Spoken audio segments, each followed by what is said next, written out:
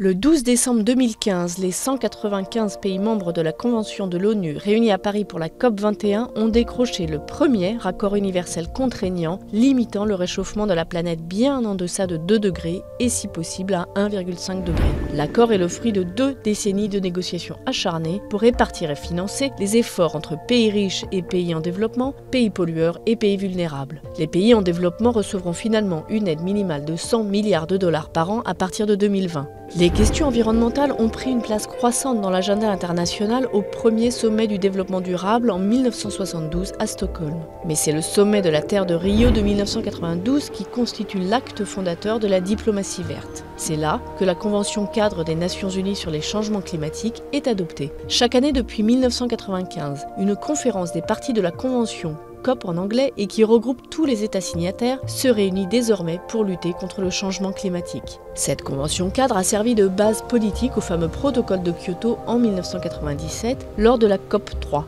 Ce traité impose à 37 pays industrialisés de réduire d'ici à 2012 leurs émissions de gaz à effet de serre de 5,2% par rapport à 1990. Mais aucune contrainte ne pèse à l'époque sur les grands pays émergents, la Chine, l'Inde, importants pollueurs. En 2009, la COP 15 de Copenhague frôle l'échec. L'accord non contraignant tente de limiter le réchauffement planétaire à 2 degrés, mais sans décliner le mode d'emploi pour y parvenir. Le Durban Package, adopté à l'issue de la COP 17 en 2011, manque également de tourner au fiasco. Les participants s'y entendent finalement pour boucler un accord 4 ans plus tard, en 2015, englobant tous les grands pays industriels, Inde et Chine comprises.